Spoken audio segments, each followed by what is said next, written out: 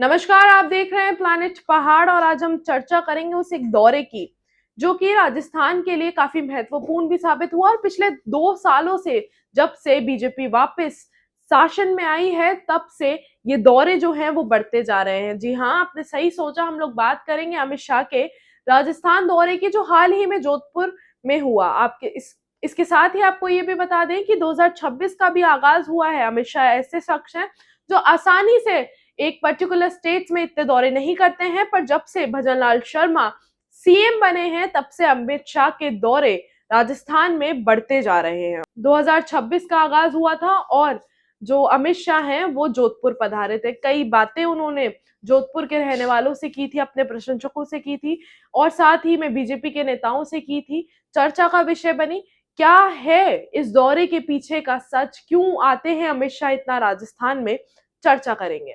जी हाँ, सबसे पहले इस सिक्के के दो पहलू हैं। सबसे पहले हम लोग जिक्र करेंगे कि अमित शाह के आने के पीछे के कारण क्या हो सकते हैं। क्या अमित शाह इसलिए आते हैं ताकि वो पूछ सके भजनलाल शर्मा से कि क्या चल रहा है पार्टी में, क्या हो रहा है, कौन सा कार्यकर्ता क्या कर रहा है, किसी से कोई समस्या तो नहीं। अगर ऐसा होता तो शायद सिर्फ एक कॉन्फ्रेंस रूम के अंदर मीटिंग होती, पर क्योंकि आप देख सकते हैं जिस तरीके से जोधपुर में इतना बड़ा सेटअप किया गया, खूब पैसा खर्च किया गया, जनता बुलाई गई, खूब भीड़ उमड़ी वहां पर, तो आप सोच सकते हैं कि ये पहलू तो हो नहीं सकता। इस अगर हम दूसरे पहलू की चर्चा करें तो अमित शाह का बार बार राजस्थान आना ये बताता है कि हमारी पार्टी सशक्त है।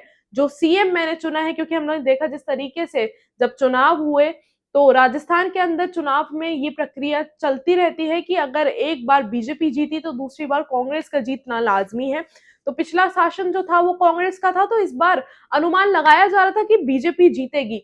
पर हम लोगों ने देखा है कि जिस तरीके से कांग्रेस जब जीतती है तो मुख्यमंत्री के पद पर अशोक गहलोत होते हैं और बीजेपी जब जीतती है तो मुख्यमंत्री के पद पर वसुंधरा राजे होती है, जिनके प्रशंसक काफी ज्यादा हैं। आज भी अगर रोड पे निकल जाती हैं, घूमने निकल जाती है तो उनके प्रशंसकों की भीड़ लग जाती है उनको देखने के लिए। चाहते हैं उनके प्रशंसक कि राजस्थान की सीएम जो है वो वसुंधरा राजे ही बनी रहे। तो आप देख सकते हैं जब चुनाव हुए, बीजेपी जीती और वसुंधरा राजे से इस पद की कमान छीन ली गई और भजनलाल शर्मा को दे दी गई। तो इसके पीछे सबसे बड़ा हाथ जो है वो अमित शाह का माना गया। दिल्ली से ऑर्डर्स आए, दिल्ली से ऑर्डर्स आने के बाद भजनलाल शर्मा को सीएम पद सौंपा गया, जिसके बाद राजनीतिक हलचल तो काफी तेज हुई। इसके साथ ही कई और चीजें, कई और गुट भी बने बीजेपी के। आज भी कुछ नेता ऐसे हैं जो चाहते हैं कि वसुंधरा राजे इस पद की कमान संभाले और बहुत सी बार ऐसी चर्चाएं भी होती हैं कि अब जो है वो सीएम पद भजनलाल शर्मा से छीन लिया जाएगा और वसुंधरा राजे को हैंड ओवर कर दिया जाएगा।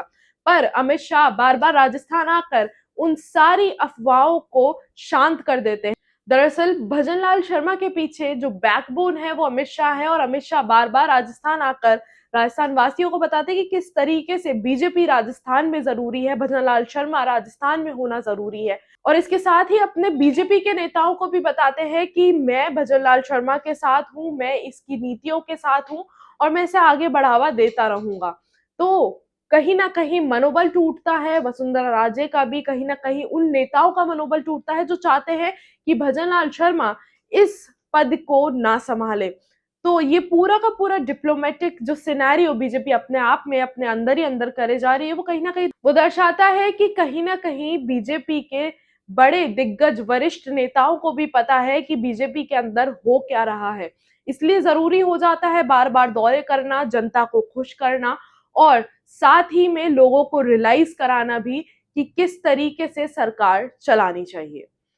आज के लिए बस इतना ही और ऐसी खबरों के लिए, जानकारी के लिए जुड़े रहिए प्लैनेट पहाड़ के साथ।